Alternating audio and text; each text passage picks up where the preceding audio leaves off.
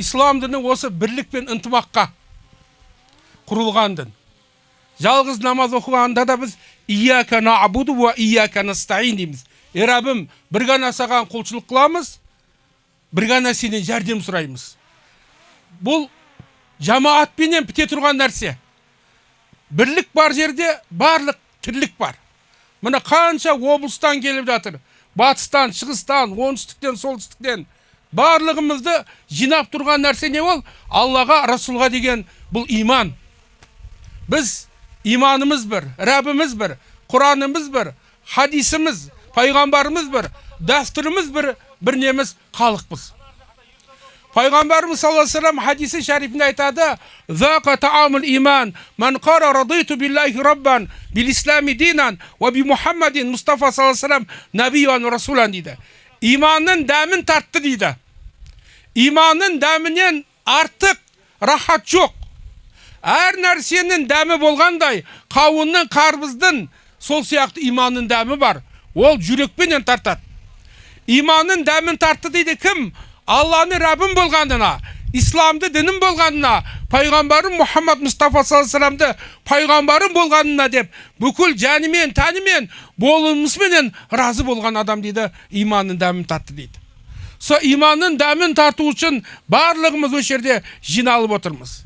Екінші хадисте пайғамбар ислам айтады: "Ман кунна фихи саласа важада халаватул иман" дейді. Кімнің бойында үш нәрсе болса, ол иманның ләззатын тартады дейді. Бірінші не? Алла мен Расулыны барлық нәрседен жақсы көру. Екінші, бір адаммен дос болғанда Құдай үшін дос болу. Барлығымыз не? Құдай үшін біз бауырымыз. Үшінші, дінге келгеннен кейін діннен қайтуды Алла сақтасын, құды отқа тасталынғандай не? Жек көру. Мана бұл құлшылық. Біздің құлшылығымыздың барлығы ынтымаққа, бірлікке. 5 уақыт намаздың өзі жеке оқығаныңнан мешітте оқысаң не? 27 есе. Біздің құлшылығымыз аспан, жер, ай барлығыменен байланысты. Біз бір ғана Аллаға құлшылық қыламыз. Әлбетте аспанда, жерде барлығы бір Аллаға құлшылық қылады. Раббымыз айтады: "Тусаббиху лаху саб'у самавати вал ард, ва ман фихинна, ва ин мин шайин илля юсаббиху бихамдик, валакин ла тафқахуна тасбихахум." 7 көк жер, оның арасындағы барлық нәрсе Алланы дәріптейді. Алланы дәріптемейтін, мақтамай тұрған еш нәрсе жоқ, бірақ сендер оны білмейсіңдер дейді. Қараңызшы, осындағы таулар, ағаштар, барлығы Алланы дәріптейді. 7 көк, аршы, күрси барлығы. Мысалға айтатын болсақ, 5 уақыт намазымыз бізге бойсындырылғанына күнменен байланысты. Таң шықпай жатып, күн шықпай жатып, таң кіргенде не қыламыз? Таң намазын оқимыз. Мына пешін сәскеге ауған кезде пешінді оқимыз. Әр нәрсенің көлеңкесі екесі болғанда асырды оқимыз. Күн батқанда шамды оқимыз. Қараңғы болғанда не? Құтанды оқимыз. Ауызды ашып, ауызды бекітуіміз де ол не? Күнге байланысты. Біз күнге де, айға да, жерге де, аршыға да, күрсіге де әруаққа емес бір ғана Аллаға құлшылық қыламыз. Бірақ бұл себептер. Енді айға байланысты болған құлшылығымыз жылына не келеді? Bir мәрте келеді, ол Рамазан айы. Біреулер сияқты месяца дейді, бірақ аймен олардың ешқандай байланысы жоқ. Бұл жылына бір келе тұрған Рамазан айы бүкіл момын мұсылмандар бір жерде жиналмаса да бір уақытта не қылады? Көп елде бір уақытта не қылады? Ауыз ашып, ауыз бекітеді. Енді қажылыққа келсек, мына қажылыққа барған бауырларымыз осы нелерге, ұжымдарға Алла разы болсын. Қажылық бұл ынтымақ, береке.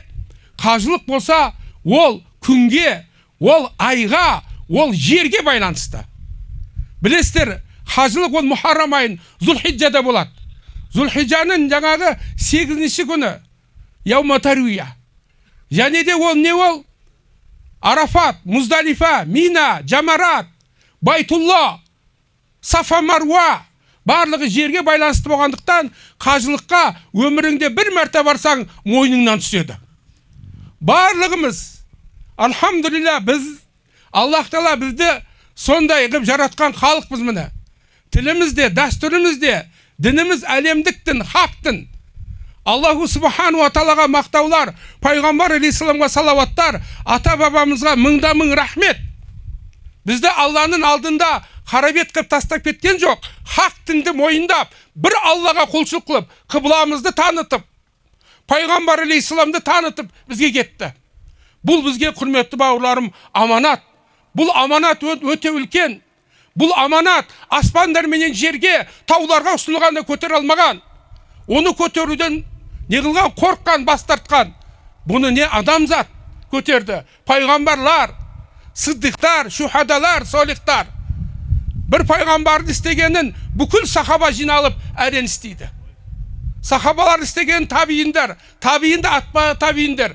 Енді осы хақ дінді біз, дініміз, дәстүріміз, тіліміз, тарихымыз, жеріміз, әрқашан айтамыз. Дініміз, дәстүріміз, тіліміз, тарихымыз, жеріміз. Осы нәрсенің жұдырықтай ұстау керек. Бұл болған кезде басымызда бақ тұр. Бұл аманат Алланың алдында, Расулдың алдында, ата бабамыздың алдында, келе жатқан ұрпақтың алдында. Осы аманатты көтеру үшін бұлардың біреуіне қиянат қылмау керек. Бұлардың біреуіне кім қиянат қылса, ақыретте не болады? Жүзі қара болады. Сол үшін бұл аманатты көтеру үшін, құрметті ағаларым, бауырларым, бір үйдің баласындай, бір қолдың саласындай, жұдырықтай жұмылып көтерген не дейді? Жүк жеңіл дейді бұны. Алхамдулилля, мына ұстаздардың бәрі шақыра, ол ұстаздардың артынан да сіздерге сәлем айтам. Ұстаздардың арасында ешқандай алауыздық жоқ. Ондай сөзді қойыңыздар. Ұстаздар үйтті бүйтті деген жоқ. Ұстаздар кім болсын осы жердегі? Барлығы өздеріңізден шыққан ұстаздар. Бұл аспаннан түскен ешкім жоқ. Барлығы осы жерден және де шыға береді. Қайсы ұстаз болсын? Барлығында не? Абу Ханифа мазхабы, Матуриди ақидасы, қазақтың дәстүрін жақсы көре ма? Болды осы. Енді әркімнің өзінің дінді даму үшін бір көзқарастары бар шығар. Оны сіздер не бөлінді, не демеңіздер иншалла. Барлығымыз ауыз біршілікпен ынтымақ бар. Барлығымызда ауыз біршілік ынтымақ болу керек иншалла. Бір-бірімізді қолдауымыз керек. Болатын елдің баласы бір-бірін батыр дейді. Болмайтын өшетін елдің баласы бір-бірін құдай сақтасын, адам аузы бармайды айтуға. Сондықтан міне осы жиындар иншалла жиынға ұласа берсін. Енді әзір әлбетте ішкі сыртқы жау өте көп, бір ойнап жүретін кез емес. Барлығыңыз міне осы елдің азаматсыздар. Аллаху Субхану ва Таала күш қайрат берсін. Жақсы мынау спортты да ұйымдастырып атсыздар. Бүгін умра береміз дейді бүкіл нелер. Мына Аллаху Субхану ва Тааланың бұл кереметі. Қиямет жақындағанда дейді, ғалымдар айтады, 3 нәрсені Аллах Тағала жеңілдетеді екен. Бірінші не ол?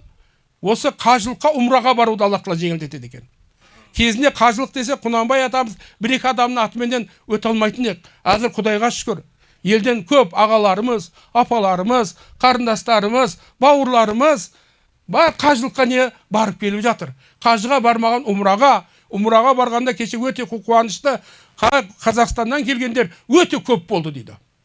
Бұл Байтулланы біз құрметін қойымыз керек орнына. Біз Пайғамбар алейхиссаламды қараңыздаршы.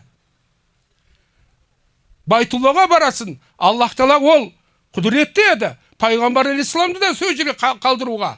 Бірақ Аллаху Субхану ва Таала ерекше Пайғамбар алейхиссаламды Байтулладан кейін Мәдинада ол кісіне қылды, жерленді міне. Аллаху Субхану ва Тааланың ол хақ Құран-ы Кәримде «Әләм нашрах лака садрак ва вадана анка визрак аллази анқаза захрак ва рафана лака зикрак» дейді. Сенің жүрегіңді ашып қоймадық па? Істеріңді жеңілдетпедік па? Беліңді қайыстырған жұмысты жеңілдетпедік па? Сенің атыңды, зікіріңді көтермедік па дейді. Әрбір 5 уақыт намазда бүкіл әлемде ашхаду алла илаха иллалла, Алладан өзге табынатын сыйына тұрған ешбір илах жоқ дегеннен кейін Жабраилді, Микаилді, Исрафилді, Аршыны, Курсиді, Нухты, Ибрахимді, Мусаны айтқан жоқ, Исаны айтқан жоқ. Ашхаду анна Мухаммаду Расулуллах деді. Міне Құдайға шүкір. Байтулламыз тұр. Біреулер айтпақшы, дін düşмандары әзір Байтуллаға да, пайғамбарға да тіл тигізіп кетіп жатыр. Біз дінді жақсылап жеткізуіміз керек. Олар да іштен шыққан нелер. Құдай сақтасын, шұбар жыландар. Ол Ибрахим алейхисаламды ол арабтар, арабты ол Ибрахим ол араб емес.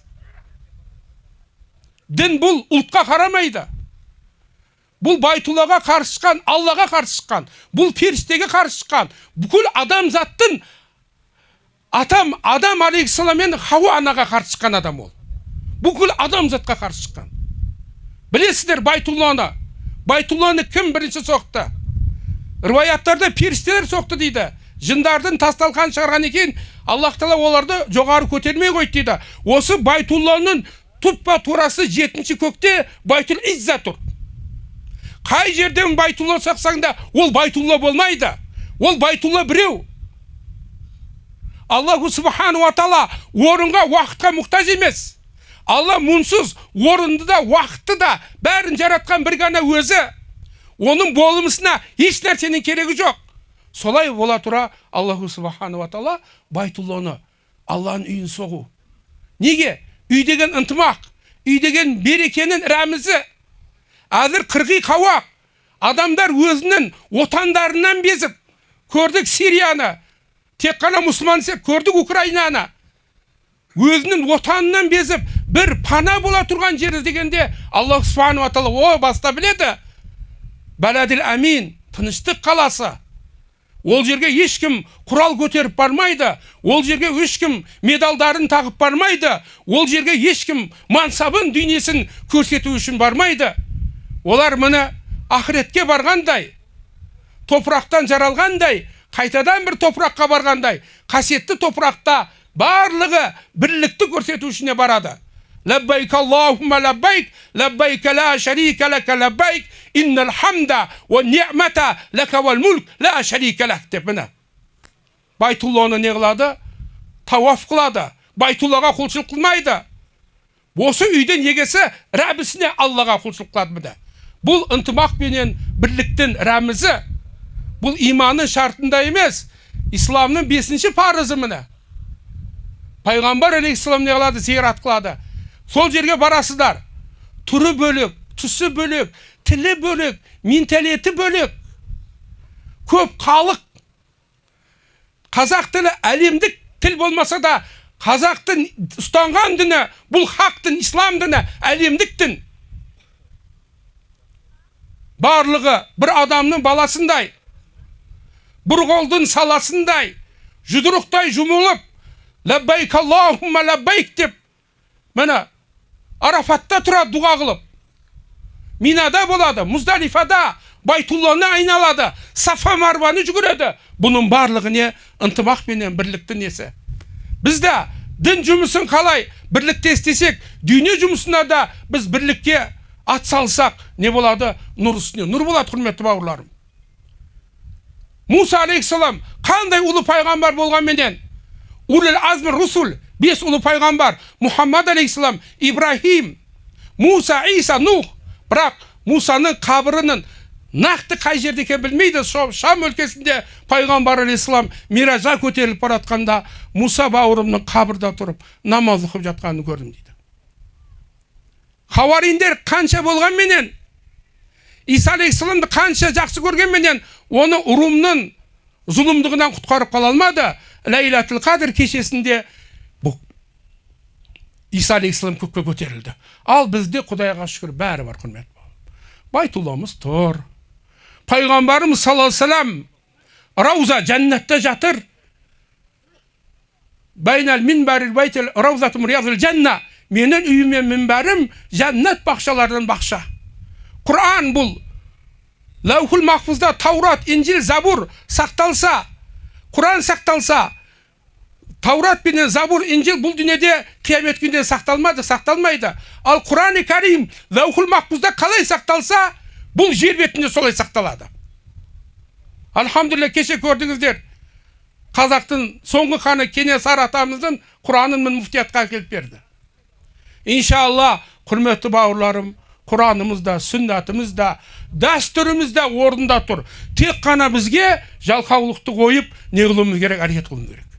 Бірінші дініміз, дәстүріміз, тіліміз, тарихымыз, жеріміз. Одан кейін балдар оқу керек. Физика, химия, биология, астрономия. Жастарды оқыту керек. Осы міне айтып жатыр Бекайдар ағамыз да дұғада, бүкіл ата-бабамыздың мақсаты осы еді, өз қолымыз, өз аузымызға жету. Осының барына біз не қылуымыз керек? Атсалысуымыз керек. Біз қазақ халқы ешқашан адамзатқа бір қиянат, зияндық қылған халық емеспіз біз. Біздің досымыз көп. Бірлік десең түрк әлемі тұр. 220 миллион халық. Ары қарай десең ислам әлемі тұр. Жаңағы айтты, мынау қасиетті топырақта Алланың нұры жауылады. Өйткені пайғамбар алейхиссалам айтқан, бір үйде бір жетімнің басы сипалса, Алланың рахматы жауады дейді.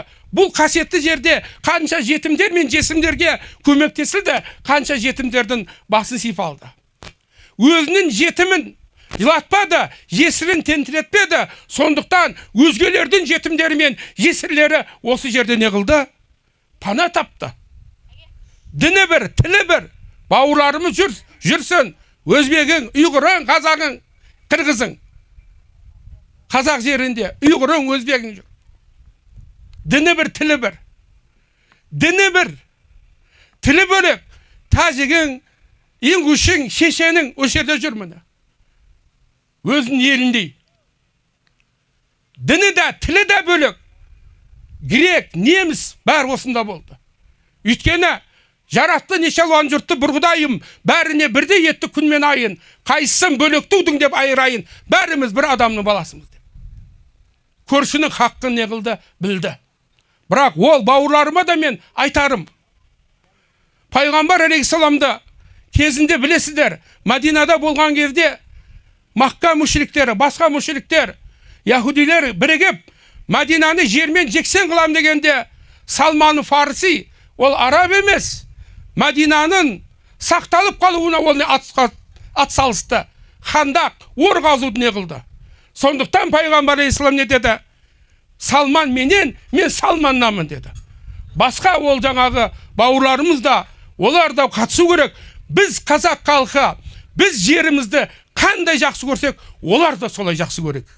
Сонда иншалла ынтымақпен бірлік болады. Мына Алла разы болсын, жаңағы осы нәрсені бастап ұйымдастырған бауырым аты кім еді? Жәнібек, соның жанындағы бауырларымыз, Қайсар қазақ дейді, айналайын. Мына ағаларымыз бата берді. Ауыз біршілікпенен ынтымақ болсын. Қазақстан мұсылмандар діни басқармасы масқабы Ханафи, ахидасы Матуриди дәстүрді ұстағанды біз оны төрге шығарамыз иншалла. Мына Құдайға шүкір, жақсы ұстаздардан кейін жақсы шәкірттер шығып келіп жатыр. Барлығы өздеріңіздің бауырларыңыз, інілеріңіз, балдарыңыз келе жатыр. Бізге иншалла ауыз біршілікпен ынтымақ болсын. Ғалым бол дейді. Енді ешкім ғалыммын деп айта алмайды. Ғалым болмасаң муталим, тәлім алушы бол дейді. Тәлім алушы болмасаң, соларға қызмет етуші бол дейді. Ол болмасаң, соларға тілектес бол дейді. Ал бесіншіші болма дейді. Бесіншіші болма дейді. Онда құрыйсың дейді. Мына айрандай үйіп, барлығымыз осы иншалла осы Ахлу сүнна вал жамааттың жолыменен келе жатырық. Ауыз біршілікпен ынтымақ болсын. Осындай жиындар көп болсын иншалла. Оқыңыздар. Балдарымыз дін ілімінде, дүние ілімінде оқысын иншалла. Пайғамбар алейхиссалам айтқан ғой, лайса хайрукум ман тарака дуnya ли ахира, ау ахирату ли дуnya, бәл хайрукум ман ахаза мин хазихи ва хазихи дейді. Сендерден бір адам жақсы емес, дін деп дүние жұмысын тастап қойса, немесе дүние деп дінін тастап қойса, сендердің жақсыларын екеуі бірге алып жүргендерің. Пайғамбар алейхиссалам бүкіл пайғамбарлардың арманын орындады. Дін мен мемлекетті біріктірді. Kur'an-ı Kerim'nin ayeti da Rabbana atina fi dunya hasana ve fil ahireti hasana ve qina azaben nar. Rabbim mağan dünya iyiligin ver, ahiret iyiligin ver, tozak otundan asıra. Ve kezalike cealnaku ummatan vasata. Oslaysa biz sizlerge dindemini orta şağıldık. Din iliminde, dünya iliminde, cennin talabında, tennin talabında bergen osu narse жақсылап inşallah. Osu jolmenen ağalar osu buğun ötse, Osman damıp inşallah ел боламыз, жер боламыз. Allahu subhanahu wa ta'ala olsa kim baytak yerimizde ха Аллаху субхану ва таала ла илаха иллаллах Мұхаммад расул деген қара көздерге толтырсын иншалла. Қазағымның иншалла қаны төгілмесін, бірақ тері төгілсін. Біраз еңбек қылуымыз керек жағда. Жатып ішер болмауымыз керек иншалла. Бекерсиде не дейді? Құдай да безер дейді иншалла. Әрқайсымыз өз саламызда адал иншалла не дінге қызмет етейік. Аллаху субхану ва таала ауыз бірше ынтымақ берсін. Абай атамыздың жақсы сөзі бар. Адам болу үшін үш нәрсе дейді. Ыстық қайрат дейді. Ыстық қайрат ол спорт міне. Неге ер көтеріп атсыздар? Пайғамбар алейхиссалам не дейді? Ал-муъминул қауиyyun хайрун ахаббу илаллахи минал муъминид даиф. Күшті муъмин Аллаға жақсы сүйкімді әлсіз муъминнан. Ол дінде, ақылда, күште болу керек. Ыстық қайратты спорт еңбектен аламыз. Нұрлы ақыл дейді. Ол университет, колледжден аламыз. Кейін ең бәрінен бірігіп тұрған жұмсақ мейірімді жүрек дейді. Оны мешіт медреседен аламыз. Үшеуі болса, міне толыққанды адам боламыз. Аллаху субхану ва таала исламды қуат берсін. Ауыз бірсе ынтымақ берсін иншалла. Бәріміз бір үйдің баласындай жаңағы. Ұлы жүзің, орта жүзің, кіші жүзің, төрең, қожаң бәрі мына жұдырықтай жұдырып дінге қызмет етейік иншалла. Ассаламу алейкум ва рахматуллахи ва баракатух.